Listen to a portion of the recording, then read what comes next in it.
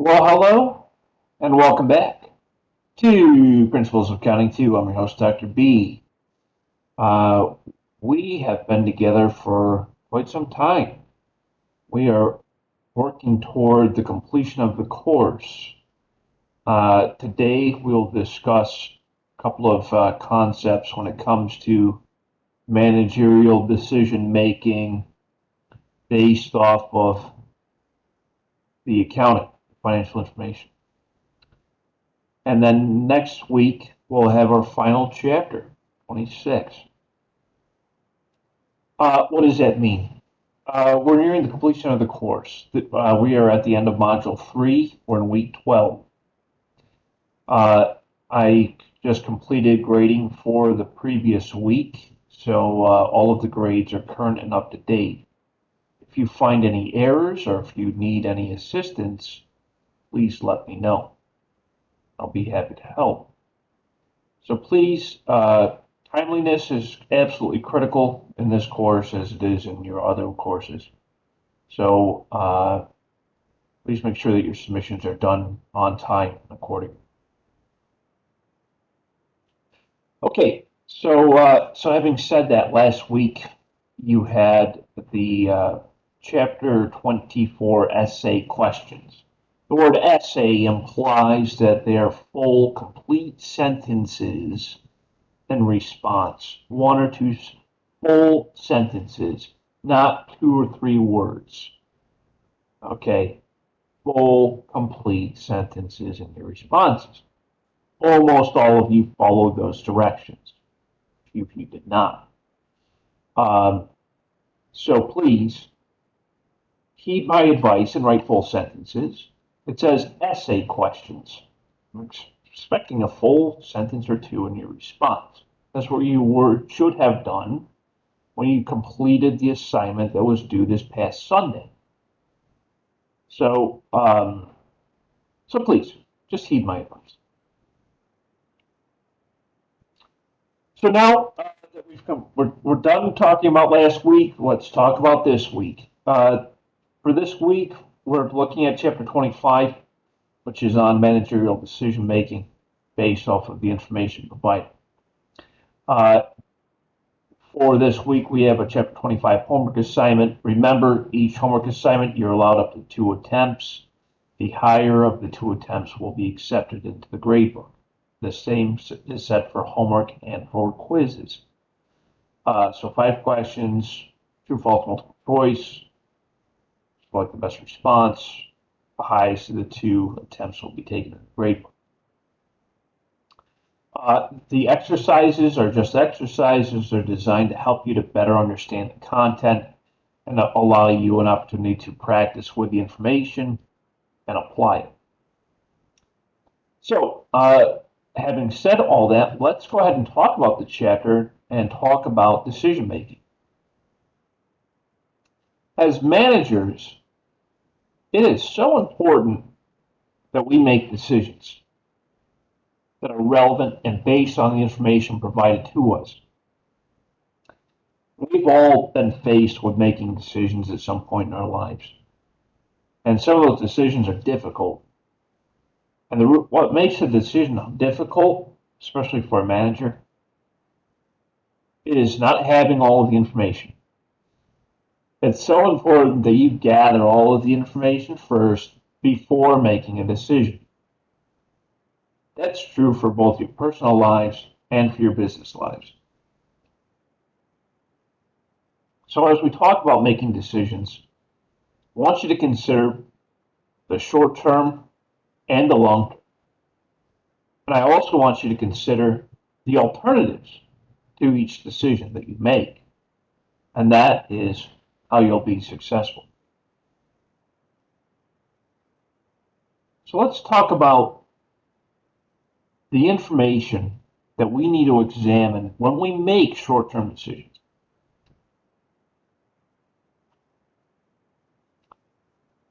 Every time you make a decision, there's a process. In business, we call this the decision-making process and entails 5 steps. In every decision we make, the first thing we do is to identify the task and the goal. The task is to make the decision. The goal is the desired outcome of the decision. So define the task and the goal. That's the first step. Why are we making this decision? What's the decision to be made? How will it affect us? What we want it to do?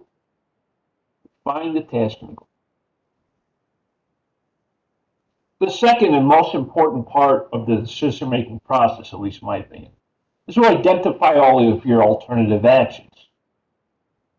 Alternative one, alternative two. Very straightforward, we think. But remember, there are costs associated with each decision and each alternative of that decision. Alternative one, I go to college. Alternative two, I stay in the workforce. That's a decision with two alternatives. Alternative one, go to college. Well, what are the costs associated with that? Well, you got tuition, you got books, you got all of the related costs, right? Alternative two, stay in the workforce. Well, what are the costs associated with that? You got the cost of living, you got the cost of getting to and from work, you got the cost of child care, you got the cost of etc., right? So step two is identifying the alternatives.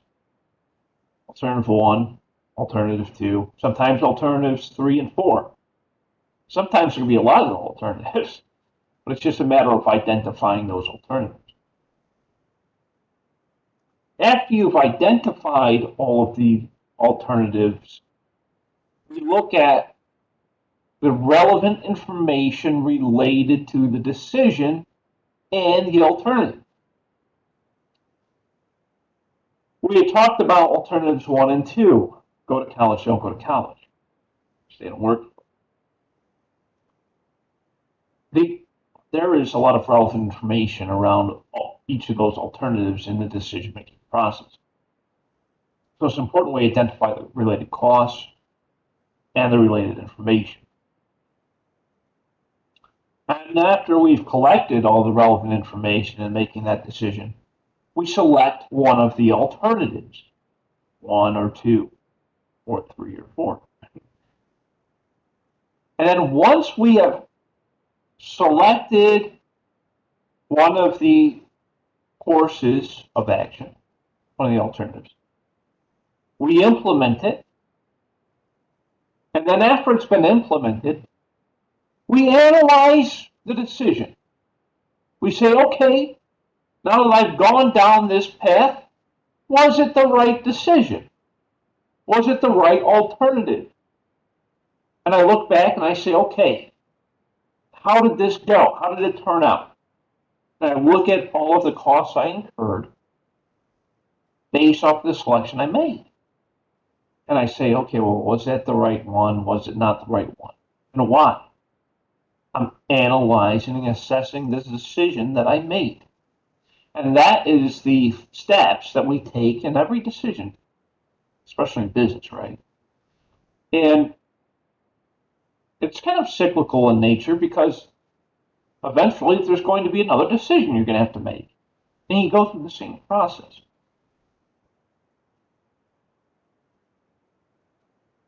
And I'm thinking about the costs and the benefits to each decision that we make, we identify the relevant information. So, step one, the goal, right? What's the decision we're making? Why are we making it? Step two, thinking about the alternatives, gathering information, right? And in that process, we're thinking about the costs and the benefits of that decision. there are so many different costs that are applicable to a decision that are possible. And with those costs, we apply them to the alternatives, the alternative decisions, right? You say, okay, well, decision A has these costs, decision B has these costs, decision C has these costs, or I should say alternatives. Alternative A, alternative B, alternative C have respective costs for each alternative. And when we're making a choice, when we're selecting one of those alternatives, we think about the associated benefits with each alternative. We think about why we're selecting that alternative. Is it solely based on cost, or are we choosing the alternative based off of cost and some other relevant information? It's important that when you're making a decision in life or in business or both, that you make that decision based off of all of the relevant information, not just because it was the cheapest option. Because I cannot tell you how many times I went with the cheapest option and it came back to bite me threefold, right? Sometimes the cheapest option, not the best option.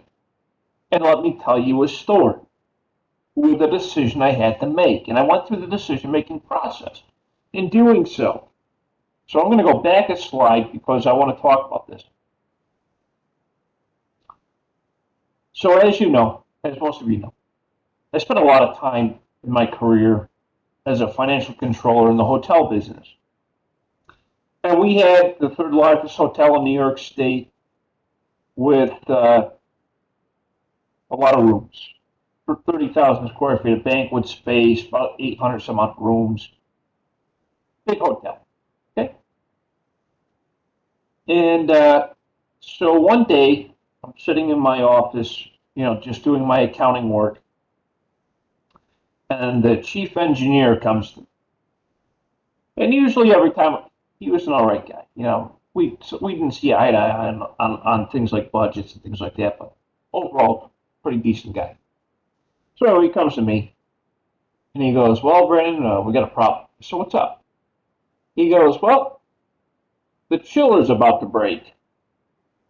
I'm like, okay, that sounds good, nice. I go, what's a chiller?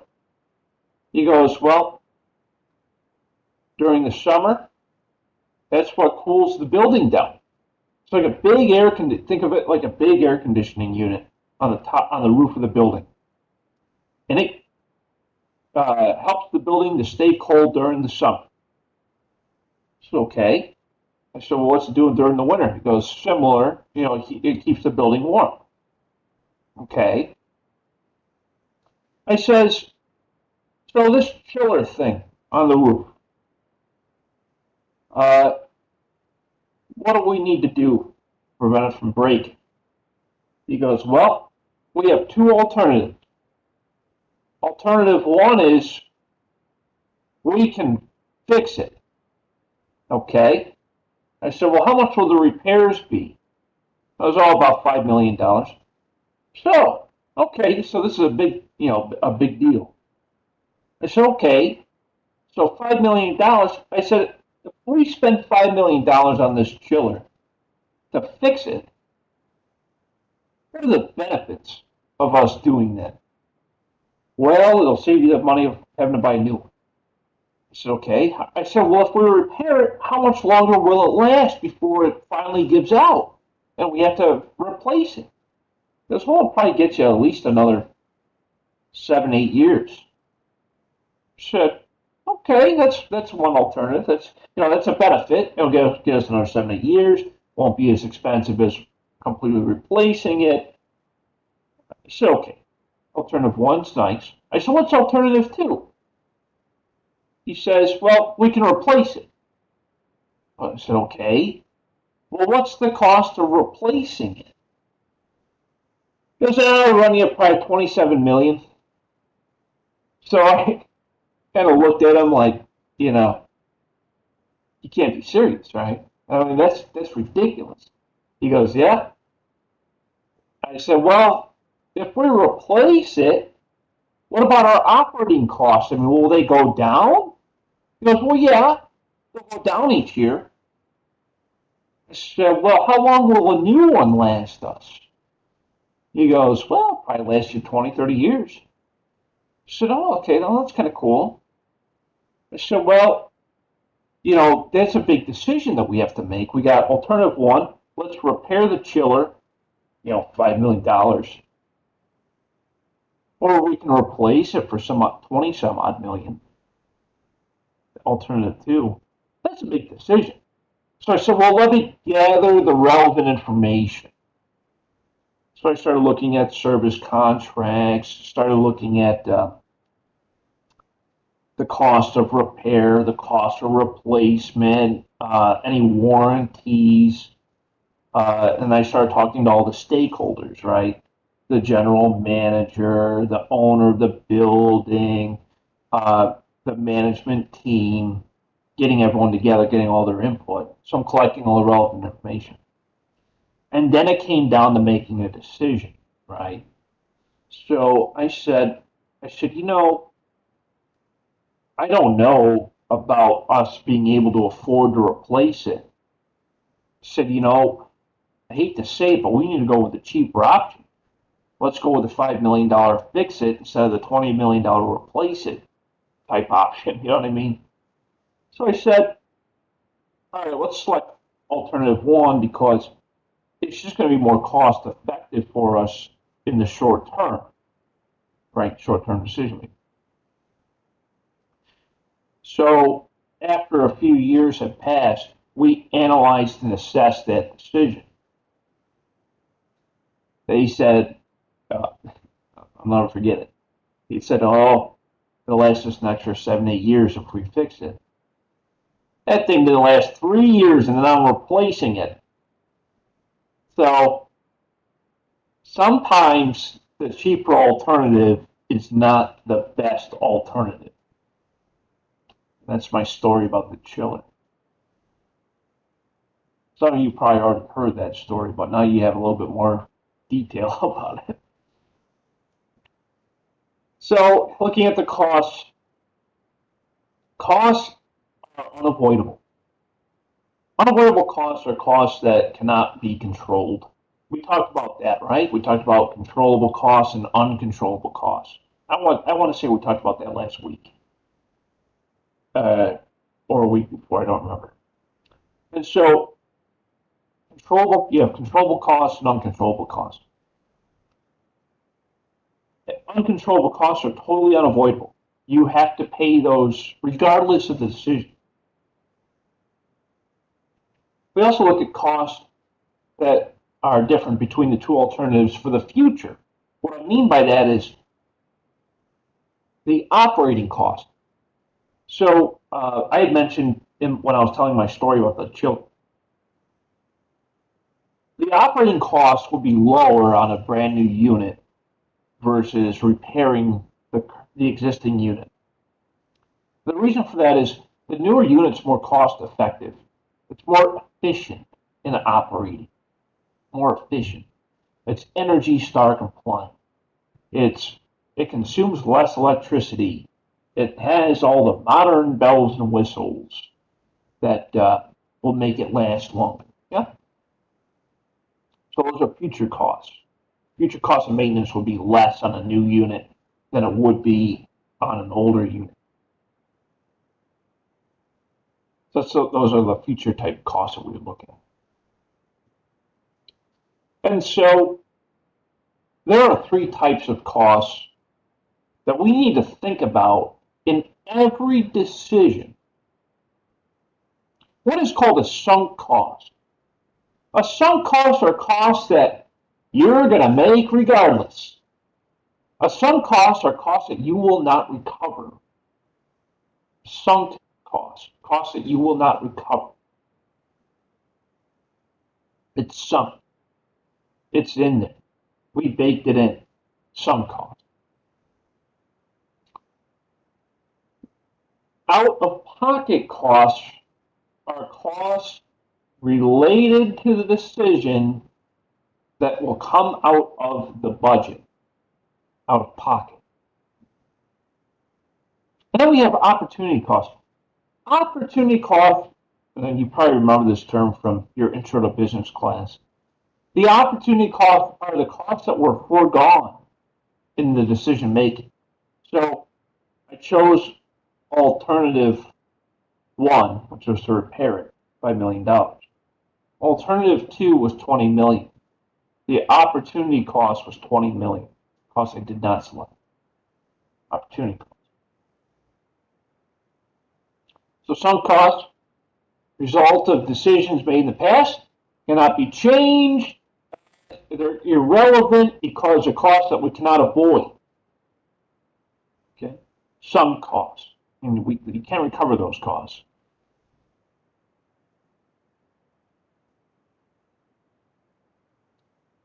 They're not relevant, but I need to consider them. But at the same time, it's like, okay, out of pocket. Out of pocket costs related to that decision. You're out of pocket. Example. Well, the cost of repairing and just providing the regular maintenance to the chiller, those are out of pocket costs. Repairs and maintenance, those are out of pocket costs. But they're relevant to the decision. Opportunity cost. It's the cost of the alternative that was not selected. Opportunity cost.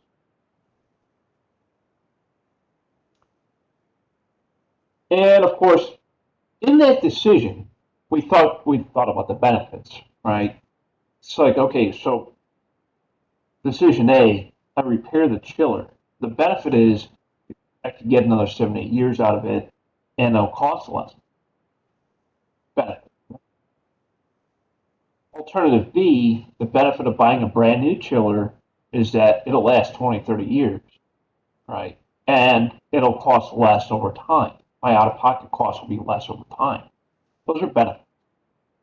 So you need to consider the benefits in addition to the relevant costs.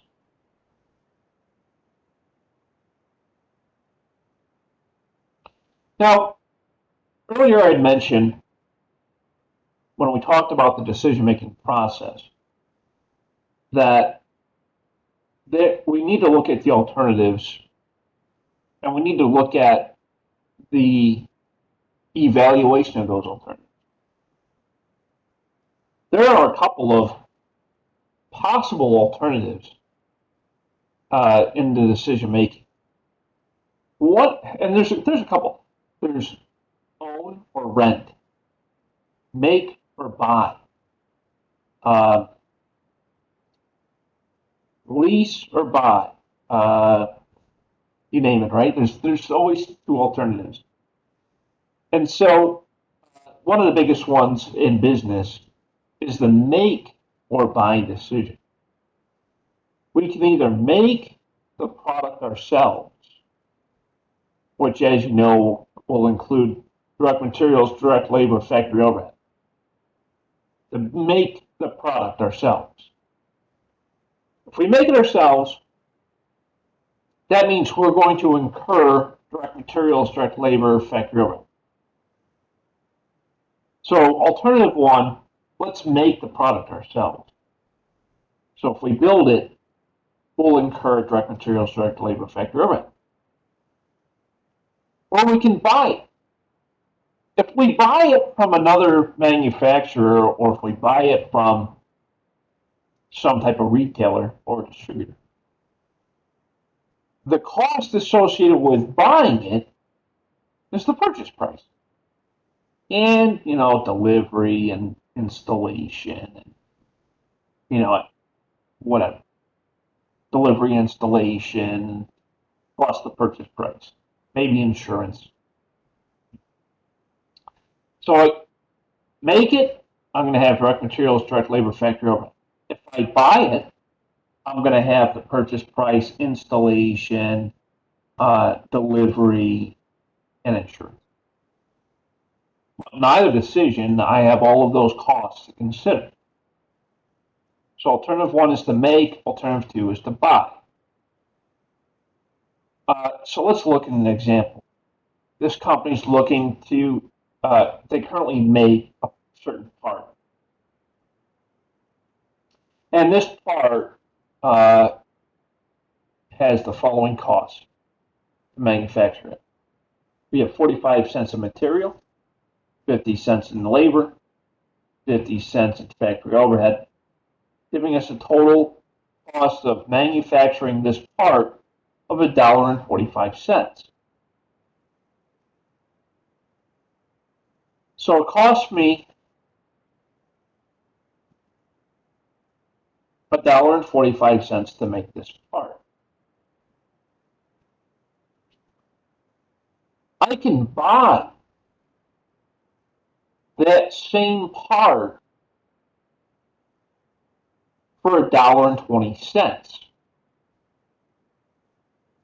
Well, if it cost me $1.45 to make it, I can buy it for $1.20. Should I buy that part? I don't know. Maybe it makes sense to buy it because it would be 25 cents less, or yeah, 25 cents less, or 50, I'm sorry, 15 cents less. So maybe should I buy it? What? But I could, instead of spending the $1.20 to buy it, $1.45 to make it, I could uh, reduce some overhead costs. If I can do that, then it might make more sense to make it. So the company says, all right, let's reduce our overhead. I don't know how they did it. They did something, right? So they reduced some overhead. They went from $1.20 overhead to. So what they did is they took the purchase price minus 95 cents of overhead to get to eliminate 25 cents worth of overhead. So the company eliminated some overhead. So what that did is it got their manufacturing price down to $1.15. So now to make it only cost them $1.15 in comparison to buying it for $1.20. So in this make or buy decision, it would make more sense to make it because it's 5 cents less to make the product than it would be to buy it.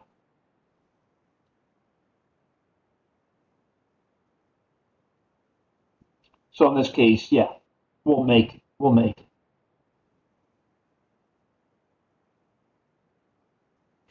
Remember, it's a matter of understanding which of the incremental costs will be less.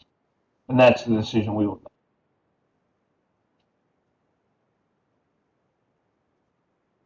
Oh, this one's a good one. Another business decision that we make oftentimes is to sell the product as it is or process it further. An example of this would be oil. We can drill the oil from the ground and process it into gasoline. We can sell it as gasoline, or we can further process the oil and process it into kerosene, which is a lot lighter than gasoline is. So we process the oil into gasoline to make gasoline. We can further process that oil into kerosene and sell it as kerosene. So the decision here is, do we just sell gasoline or do we further process the oil to sell kerosene? That's an example of this decision. So in other words, we're looking at the decision of, do we sell the product as it is? or do we process it further to create other products and sell those? That's the decision. Now, the only reason why we would make that decision is if I process it further, in other words, if I process the oil from gasoline to kerosene, the only reason why I would do that is if that kerosene got me some additional revenue, right? It's got to be worth it. It has to be worth it.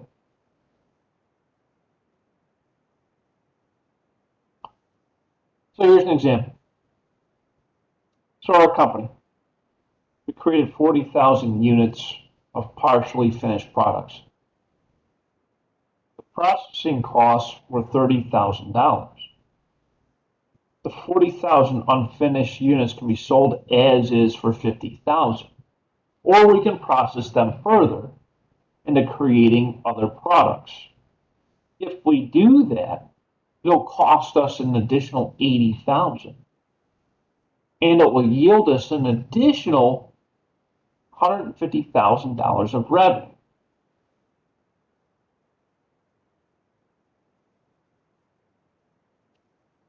Come on, today. We need to decide whether that additional revenue from creating those new products will exceed the total cost of finishing them. So the way we figure this out is we take the processing cost to date, 30,000. We add that to the 80,000 that it would cost us to process it further. So 80 plus 30, 110,000. So a total cost of 110,000, the revenue's 150. So 150 minus the 110 is 40,000. If I sell it as is, I can make 50. So let's take a look. If I sell it as is, 50,000. If I sell it minus the incremental cost of 80, I can get it 70,000 in total income. How do we find that? The 70 minus the 50 is 20,000 additional income.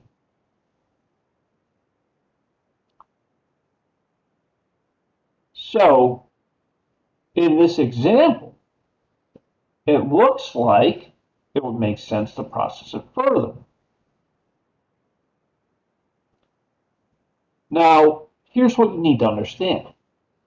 The reason why the process further would make more sense than the selling as it is because that $30,000 that it took to get us to selling it as it is, we call those sunk costs. They're sunk because we already incurred them. It doesn't matter if we process it further, we still have the cost of 30. So in that case, it makes sense to process it further.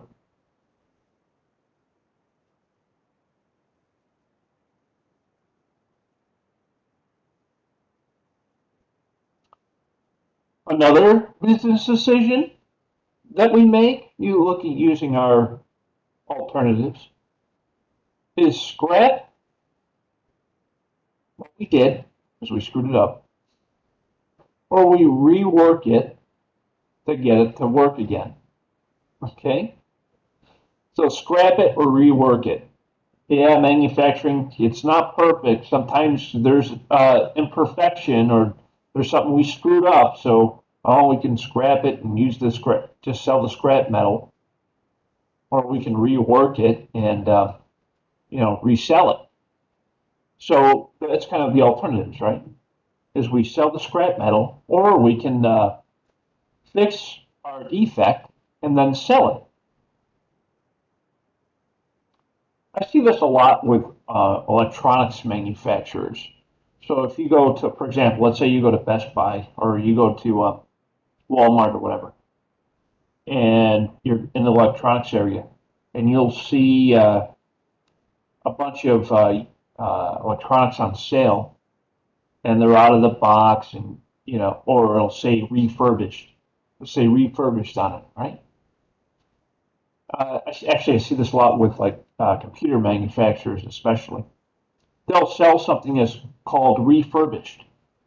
Refurbished means reworked. That's what refurbished means. They didn't just wipe the hard drive clean. They didn't just, you know, they refurbished it because something was up with it before. That's what makes it refurbished. So refurbished means that they reworked it. They fixed it up because they knew there was a defect, right? That's what makes it a piece of electronics refurbished. So this is very common with electronics.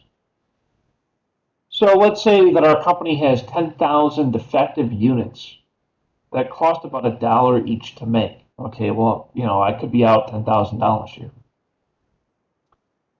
I can scrap uh, the, those units for 40 cents each. I'm still going to lose 60 cents on each unit, but at least that scrap, I can get that scrap money. Yeah. So I can get 40 cents off of every dollar, which means I lose 60 cents on each unit that I sell as scrap. Yeah. So that's one alternative. I'll just recover a little bit. Or alternative two, I can rework those defective units, but it'll cost me another 80 cents. And I can sell them for $1.50 each. This is a tough decision, and here's why. Scrap value. I can turn those pieces of metal and get 40 cents each. Well, 40 cents on 10,000 units. Yeah, it's not a whole lot, but it's something. Yeah. Or I can essentially spend $1.80 and sell them for $1.50 and only lose 20 cents on each unit. So if we look at the comparison, my incremental income if I scrap it is 40 cents. So yeah, I lost $1 on each unit. I can sell it for 40 cents. That means I only lost 60 cents. And so my incremental income will be 40 cents if I scrap it. Or I can rework it. I can sell for $1.50. It'll cost me an extra 80 cents. That means my incremental income will be 70 cents. So the decision here is, yeah, I'll probably rework it because number one, I won't lose as much. I'll only lose 20 cents on each unit. And number two, the incremental income would be higher with that alternative.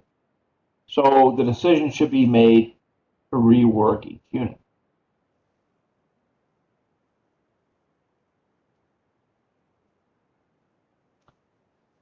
Okay.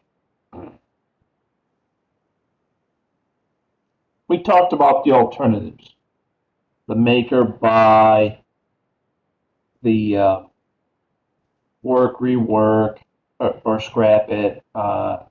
We looked at those types of alternatives. One other decision that we would typically make is based off of our sales mix, given our current situation with resources.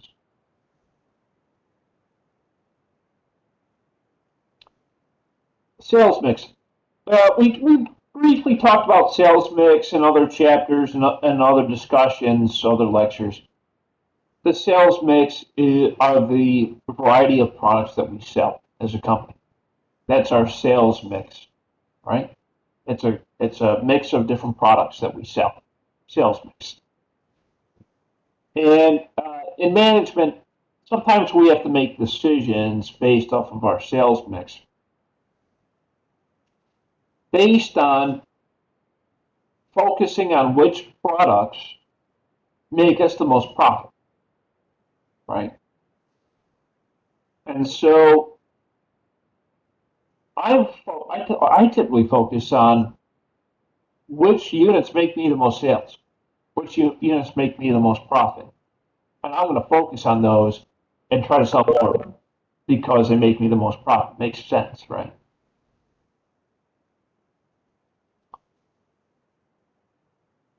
And as I focus on making more of those units that make me the most profit, I might hit what we call limits of production. In other words, I might hit 100% of my capacity to manufacture that single product or to manufacture that sales mix. And when that happens, then we need to look at alternatives and say, okay, I focus on the product that made me the most profit. I decided to make more of them. I hit my capacity, or I'm nearing my capacity limits. That means I need to decide what to do. I can make less of the other products and make more of the one that makes me the most profit. Or I can turn to another manufacturer and have them do it for me. It'll probably cost more. Or I can decide to maybe discontinue a different product or adjust my sales mix. So it's important that managers make decisions based off the sales mix uh, and only sell those products that are most profitable. That's oftentimes why you'll see, when you go to a store, it's like, oh, it's been discontinued. That means they're not going to make any more of it. And usually the reason for that doesn't sell well and doesn't make the company a lot of profit. So that's why you see things go away over the years. It'll be it's discontinued. Why is that? Well, it's no longer profitable. That's why. So when you go to a store and you see, oh, it's discontinued, it's because it was not profitable. So management also need to understand the margins, the contribution margins, right? In order to really make decisions off of their available resources, their available capacity to manufacture. So here's an example of this.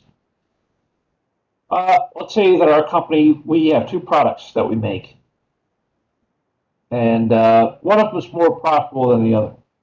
Okay. So here's the information. Product A, we sell it for $5. It costs me $3.50 to make. Product B, I sell it for $7.50. It costs me $5.50 to make. So the first thing I need to do is identify my contribution margin. And you know that the contribution margin is your sales price minus your variable cost. So sales price minus variable cost gives me contribution margin per unit. I identify my contribution margin per unit, and then I divide that by the allocation base to find the contribution margin per allocation base. I'll repeat that, okay? It's important. First we find our contribution margin. Sales price minus variable cost equals contribution margin per unit. I take the contribution margin per unit and I divide that by my allocation base. My allocation base, as you recall from a previous conversation, is the basis of manufacturing. That might be machine hours, that might be labor hours, whatever. But in this example, it's machine hours. So I take the contribution margin per unit divided by my allocation base, which is machine hours per unit, to equal my contribution margin per allocation base. This example, machine hours. Based off of this information, and based on the contribution margin per machine hour or allocation base, product A has the best margin, given my sales mix.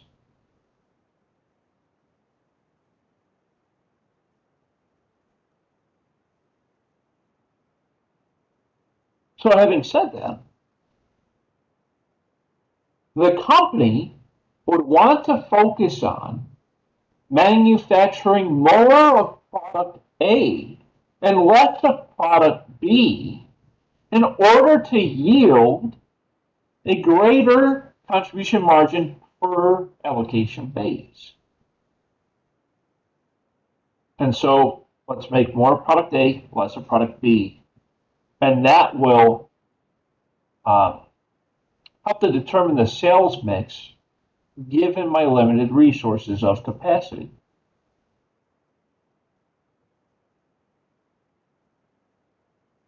Another decision that oftentimes management is confronted with is the possible elimination of a segment. Segment is a part of the business that might include some products, might include a territory, whatever. But sometimes we need to discontinue things or eliminate them. Well, that's a tough decision to make. And I've seen so many examples of this. But one that comes to mind is with General Mills, the cereal company. They made this decision one time to eliminate certain type of cereal that didn't sell well, didn't do very well in terms of sales. So they had to make a decision to eliminate that segment just because it just didn't fit their product mix. They just didn't do so well with it. So I'll show you another example, but that's one I can tell you that has happened. And I see it happen. We see it happen all the time with businesses. So when we make a decision to eliminate a segment, we have to remember a couple of things.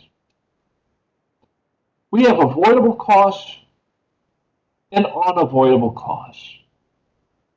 Avoidable costs, as you remember, are costs that we would not incur if we were to make a change. It's avoidable.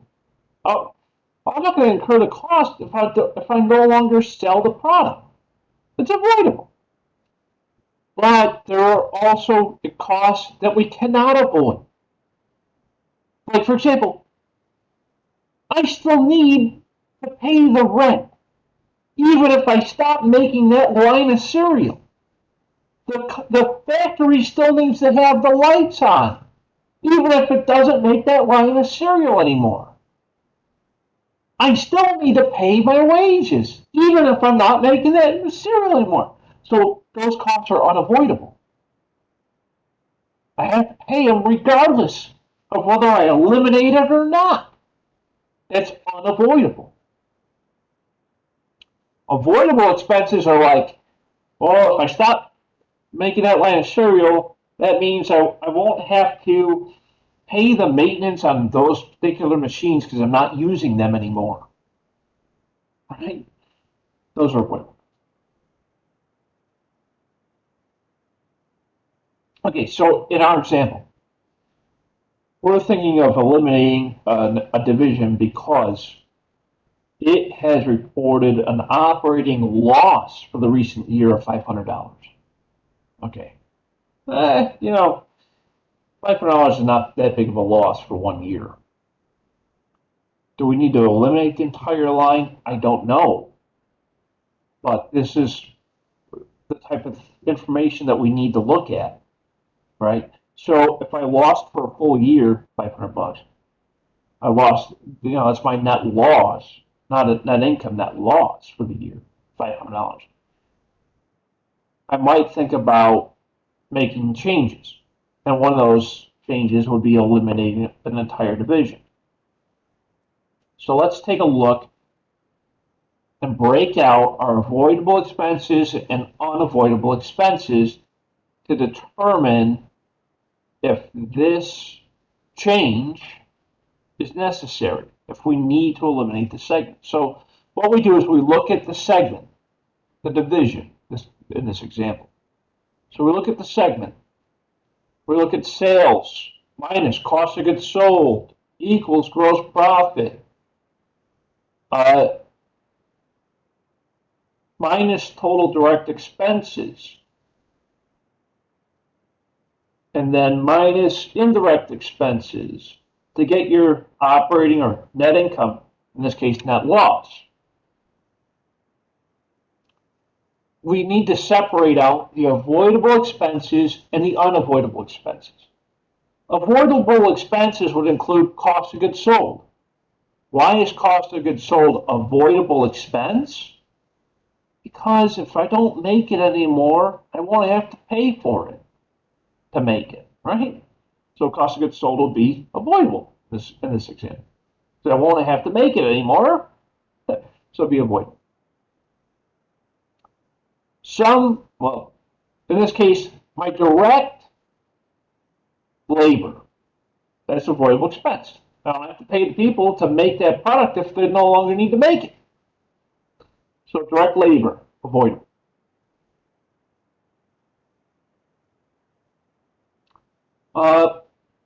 Advertising for that product, avoidable. Insurance for that product, avoidable. Shared office expense, partly avoidable. Shared purchase department expenses, partly avoidable. Remember the allocation basis, yeah? Talked about that last week. So my total avoidable expenses, if I were to discontinue this product, this line, would be $41,800. But there are still costs that I will incur regardless if I decide to eliminate the segment. But the unavoidable are the costs that I'm still going to have to pay regardless of what's going on, all right? Depreciation expense on the equipment, still got to pay. Or, that's still an expense. Rent utilities. I still own the factory, although I'm not making that product line. Yeah, so I got to pay rent utilities. Part of the insurance. I have insurance on the building and probably the equipment. Office. The office is still running. Purchasing department. We're still purchasing other stuff for the rest of the company. So my total unavoidable expenses, $6,500. Now this is a big difference, and here's why. If I look at my total sales for the year, that's $47,800 for this product, yeah? Unavoidable expenses were $41,800. Okay, and total unavoidable expenses were $6,500. So given this information, we could decide what the change in income would be. I would take my sales minus my avoidable expenses to find the change in income. Sales minus avoidable expenses to find the change in income. Be a decrease of $6,000.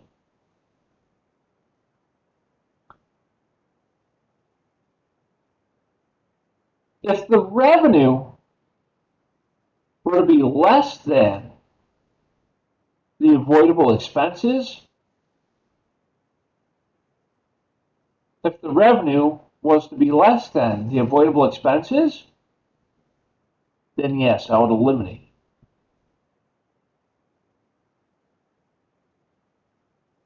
If the revenue were to be less than the total avoidable expenses, then it would be eliminated.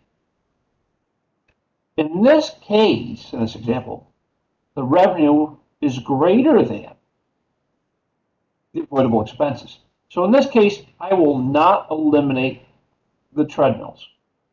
I will not stop selling.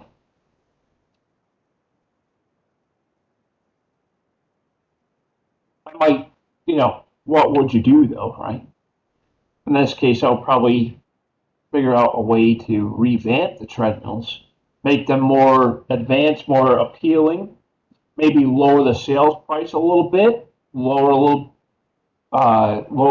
some other expenses wherever I can, but I wouldn't eliminate it. Just fix the problem.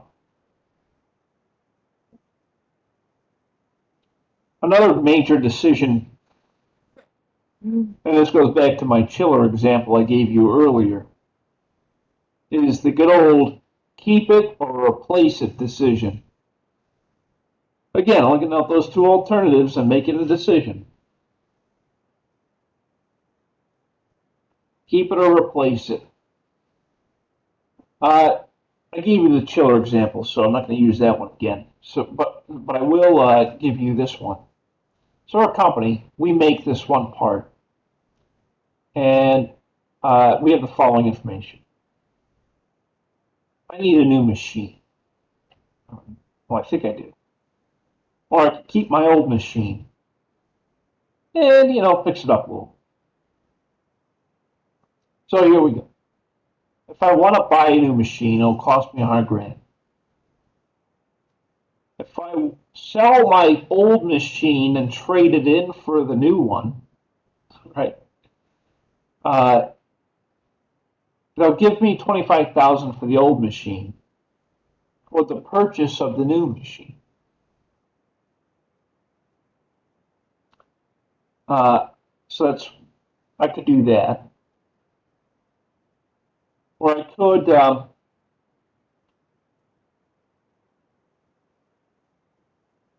I could do that, and I would have to subtract out my variable manufacturing costs because those wouldn't exist with the old machine. That would be allocated toward the new one.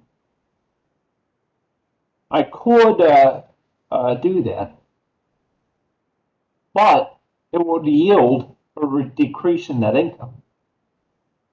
So in this particular example, I would not replace the old machine. I'll just fix it. So that's just one example.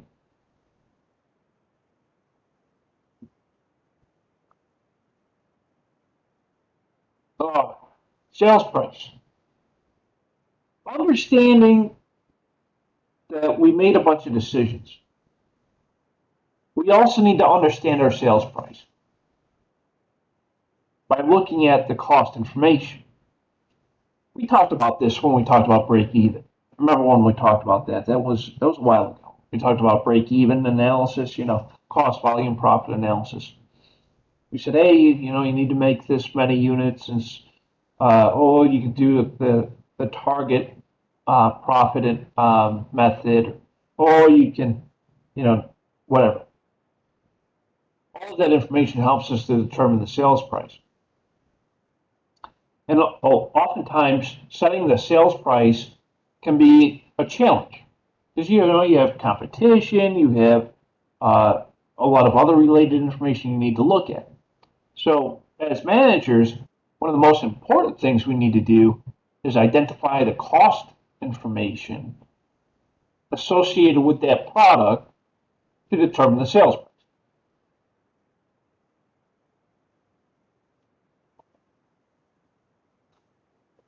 So we talked about that, target profit.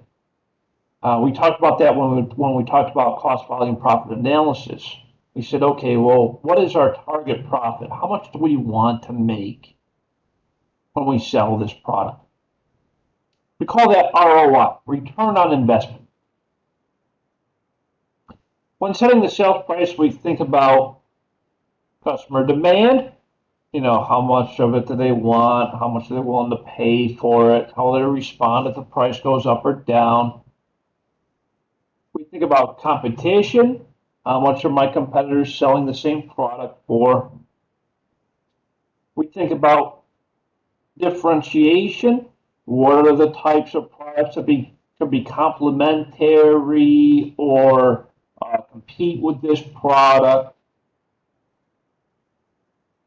And we think about the product life cycle. How long is this thing going to last for? Or what happens when the next model comes out, right? Think of like a phone, for example, like the iPhone 47 or whatever number we're at now. The iPhone 52, I don't know. So you think about like the latest and greatest iPhone, right? Those things are replaced like every 6 months with a newer version, it seems like. So having said that, that's the product life cycle. It's like 6 months before the latest and greatest is out. And then it's like another few years before the one that you have is obsolete. So product life cycle is a big part of the pricing decision.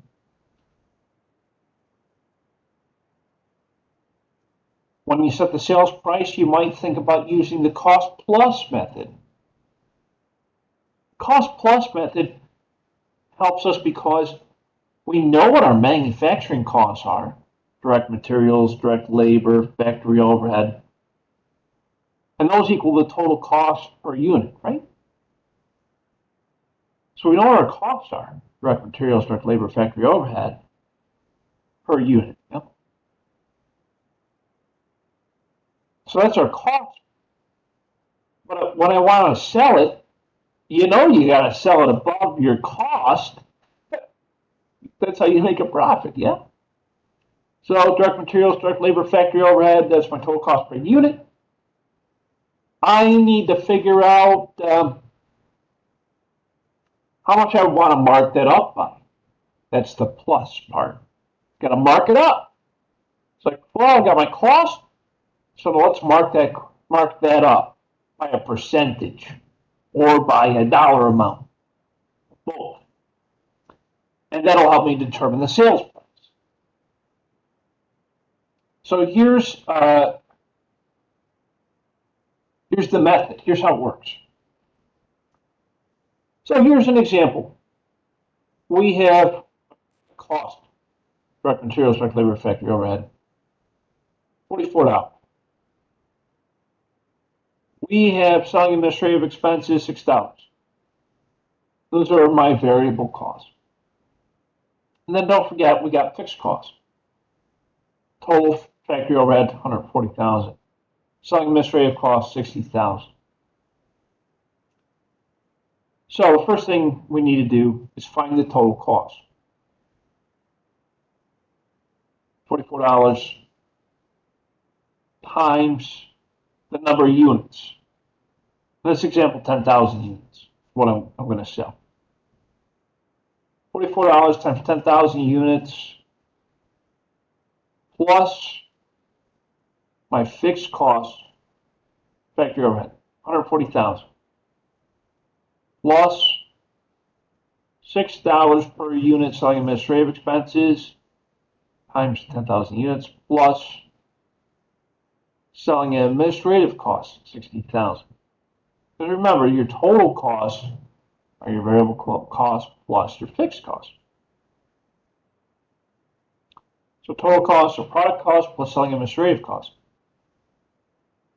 Product cost per unit times number of units plus your fixed cost for total units, 140,000, factory overhead. Plus selling administrative, $6 per unit times the 10,000 units plus your fixed selling administrative expenses. So total costs are $700,000.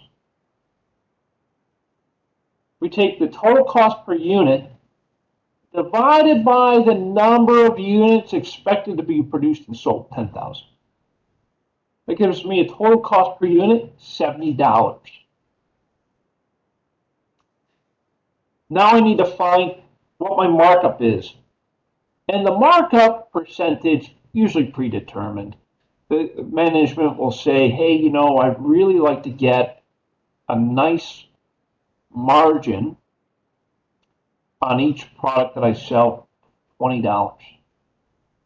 Or, I'm sorry, 20%. So 20% is my desired margin. We call this markup percentage. So take the total cost per unit times the markup percentage.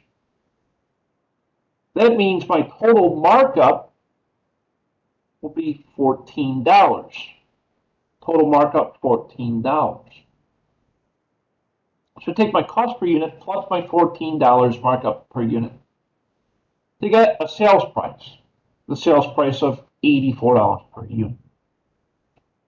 You all understand this concept, how it works? You all still awake? I know, it's kind of boring. We're still here, Professor. All right, great. Thank you, Aisha. Appreciate it. We are to Professor, I listen to you. Awesome. Thank you, Cornelia. Appreciate that. Yes. Okay. All right, just making sure now.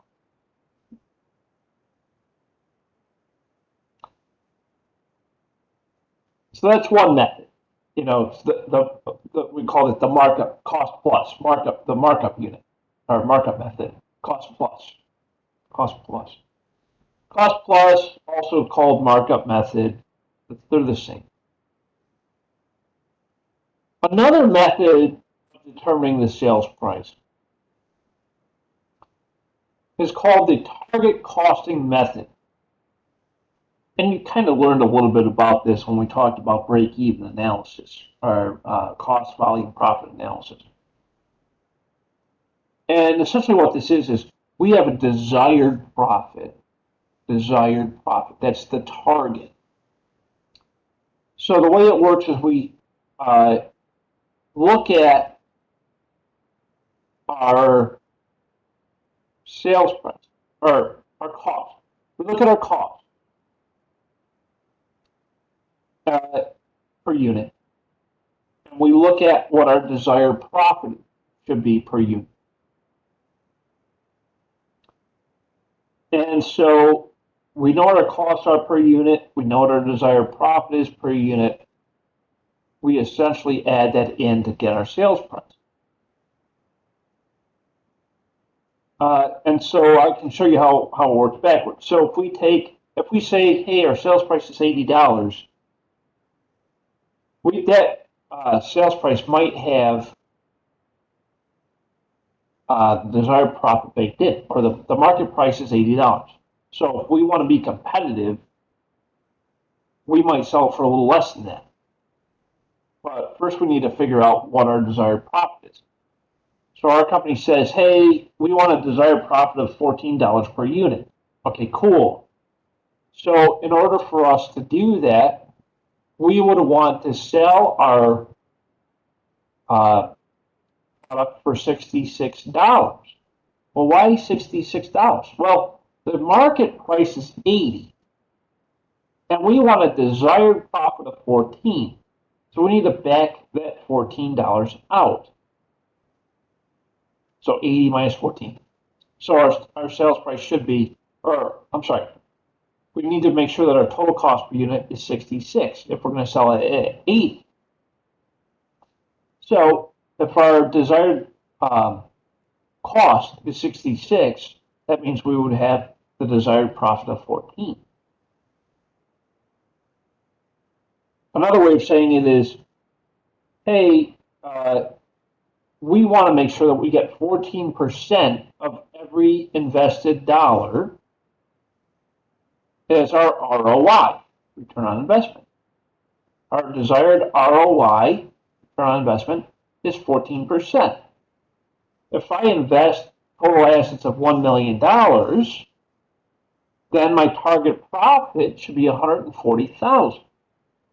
To get that $140,000, I would need to sell 10,000 units given a $14 per unit of desired profit or target profit.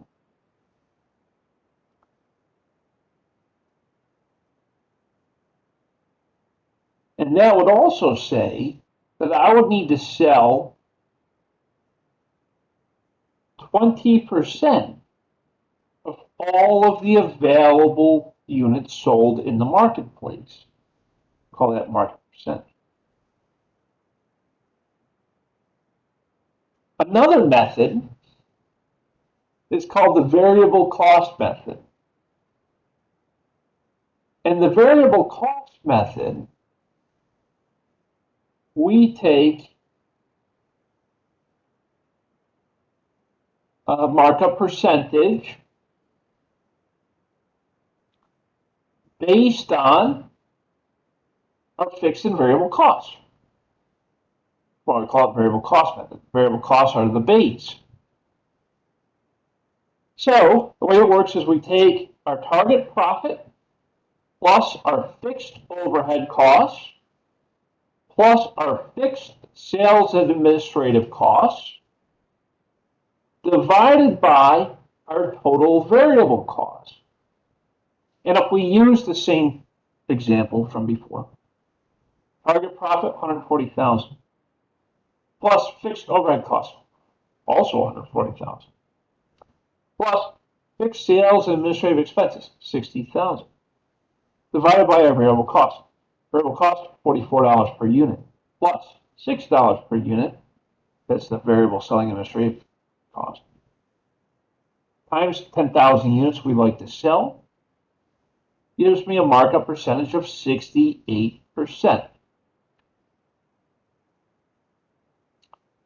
Now that I know that my markup percentage is 68%,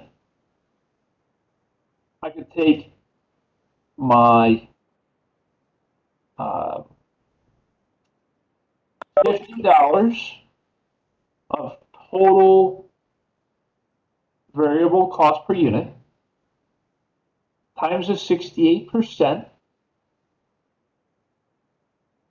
plus the $50 of the fixed cost per unit equals a sales price of $84. And that is the variable cost method. Remember, it's all about following the steps. As long as you follow the steps, you'll be all right.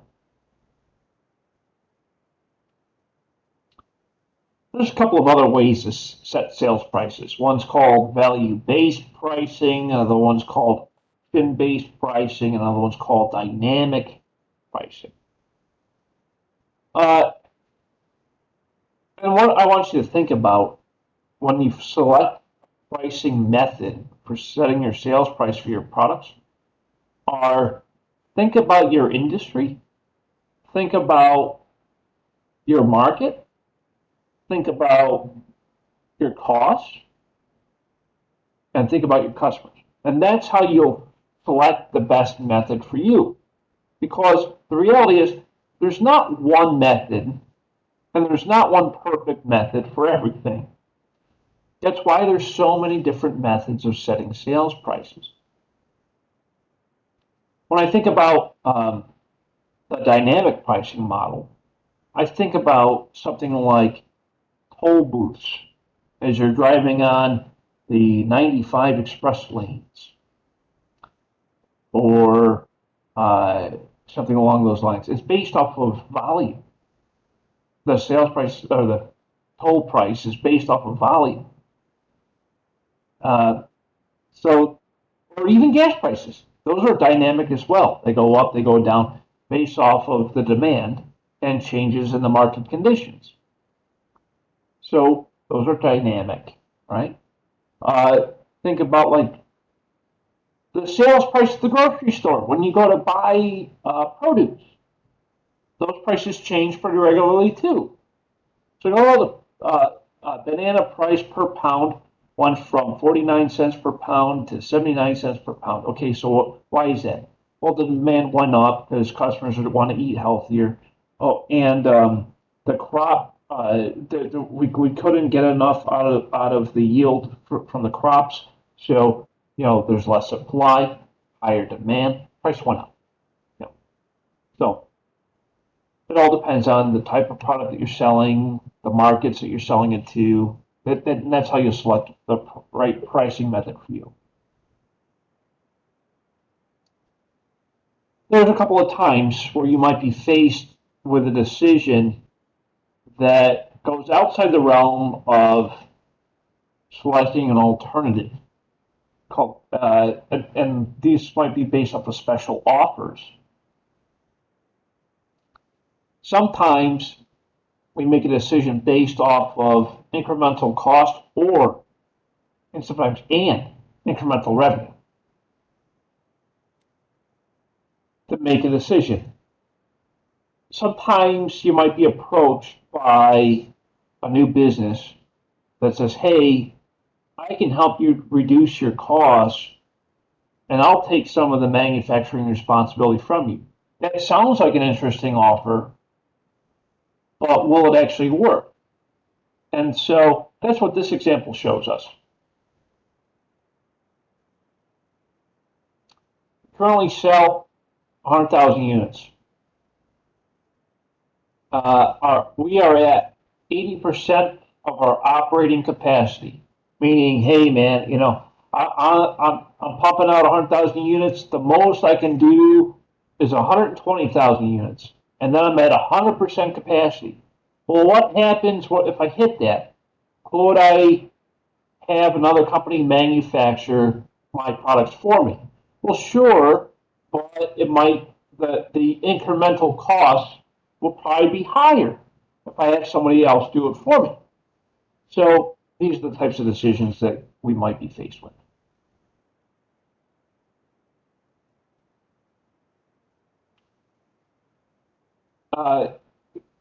And this is kind of a classic part of that example.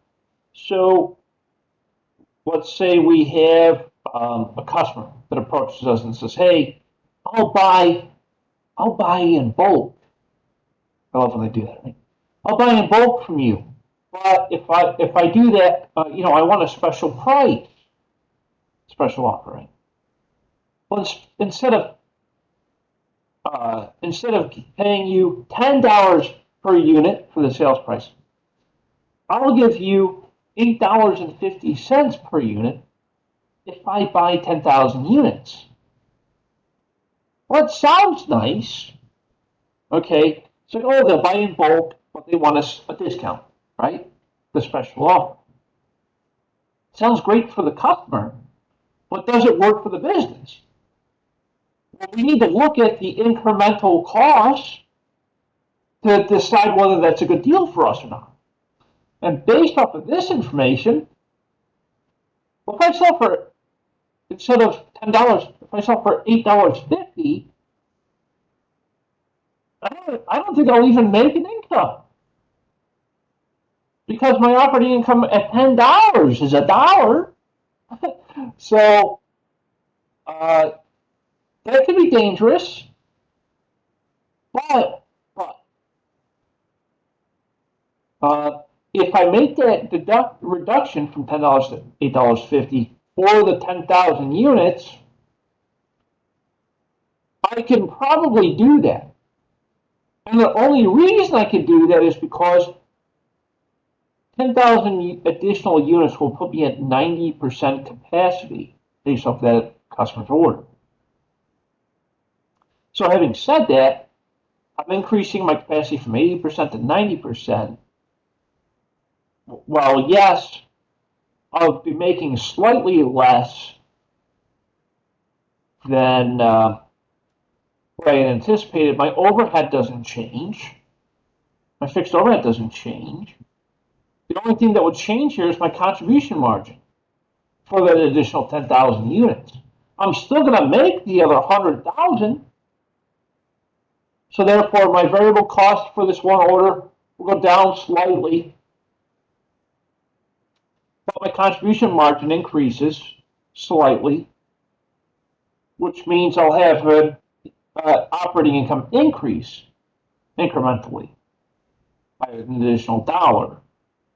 So in this example, I would accept this offer because my operating income will incrementally increase based off of the additional 10,000 units.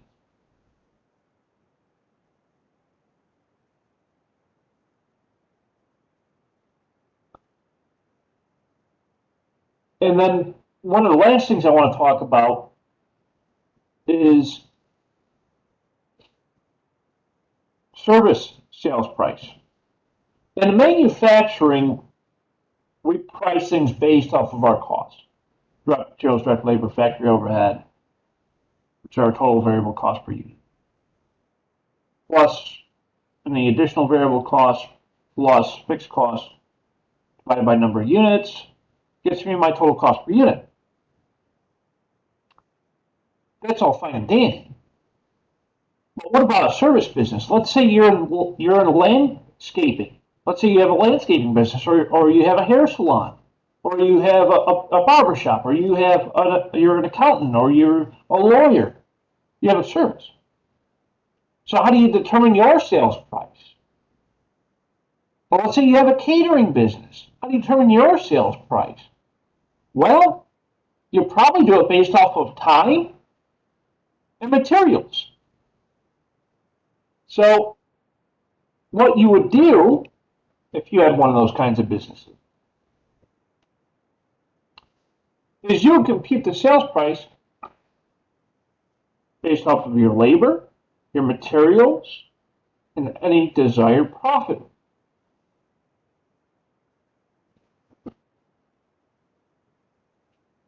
So there's 3 steps.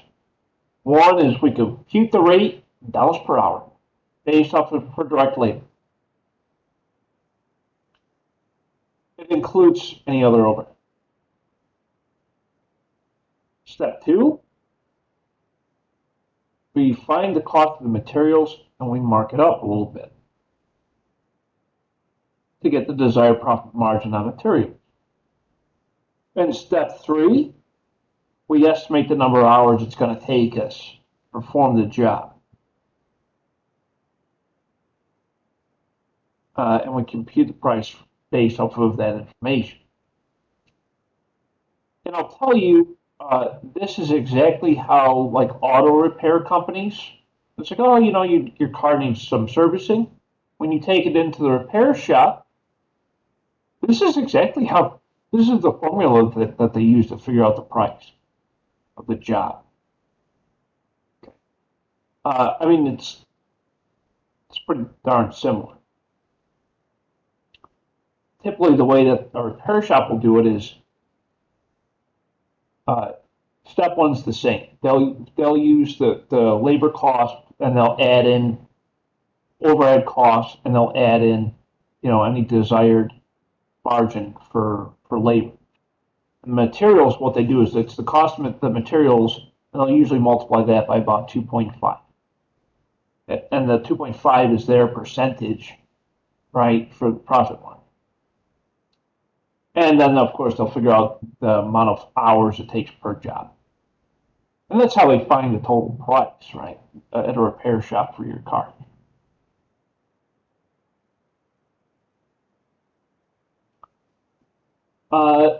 So here's an example of it. Step 1, find the labor rate per hour. So direct labor plus non-materials labor equals hourly conversion cost plus some profit margin on those hours equals the hourly rate. For mechanics, it's about 150 per hour. Just say. The markup, step 2, we mark up the materials. So cost of the materials, and then we got purchasing the materials, handling them, storing them, about 3% of the materials cost. We're going to add in 22% profit, giving us a total markup on materials of 25%. So whatever the cost is of the materials, we'll add an additional 25%. Step 3, we'll estimate the hours for the job and the materials used. And step 4, we will apply the applicable time to complete that job. Labor, 300 hours. Labor costs of $61 per hour based off of step one. Plus our direct materials cost, 14,000. Plus the materials markup of 25%, 3,500, giving us total time and materials price of 35,800. You all understand this concept? Good so far, right? So far, so good. Awesome, thank you. And that leads us to the end of the chapter. Are there any comments, questions, concerns about making decisions using relevant cost?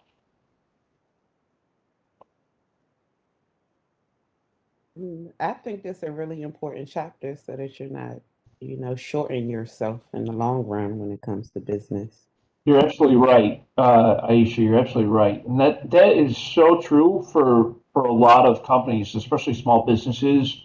You know, like a catering business, for example, or let's say you have a food truck, or you have a salon, or you have a landscaping business, or any business really.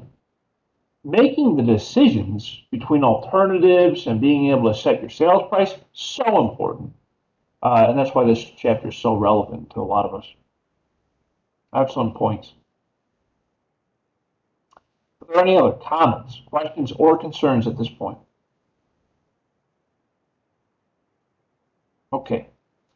I want to recap very quickly, and then we'll end our discussion for today. So in the classroom for this week, do this Sunday night. You have your chapter 25 homework assignment. 5 questions, true, false, multiple choice. You have 2 attempts, so the higher the 2 attempts will be accepted in the grade book, just like it is with every other homework assignment and quiz you've ever had in the course anyway. So please make sure that's due by Sunday night. Next week, so next Tuesday at 11, that will be our last lecture for this course. Next Tuesday at 11 is our last lecture for this course. Why is that? It's the last chapter. Chapter 26 is the last chapter for this course. We'll talk about chapter 26. It's very short. It's very straightforward. You'll have your quiz for that week. And then week 14, that's time for you to study. Week 15, final exam, right? 14 and 15, they're kind of the same, yeah? So after 26, you'll have your final exam. The final exam will cover chapters 22, 23, 24, 25, 26. 22, 23, 24, 25, and 26. On the final exam is about 20 questions. Makes a true, false, multiple choice. It goes in order. It's very similar to the way that the midterm exam was designed. So, but don't worry, we'll talk more about that next week. Any other comments, questions, or concerns? Will you be doing a review since next week you said is our last session? It's possible. It's possible. I'll have to look at the calendar to see if that is an opportunity for us. I think it is. So we might host, I don't know, maybe half-hour conversation on it, 20 minutes conversation on it. Uh, it's possible. Yeah, we might do that. Okay, thank you. Absolutely. Maybe we'll do that next week after our conversation on the chapter 26. Good idea. Cool. Any other comments, questions, or concerns? Y'all good? Yes, Okay. Professor, I do have. Yes, Cornelia. But after the class, Oh, sure. Yeah.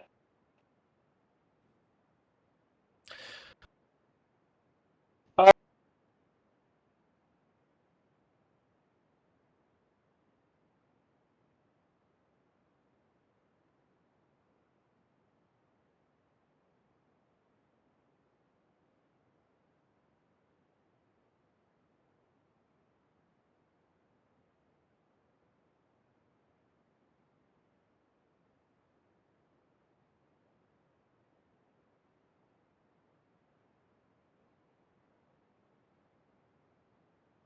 go.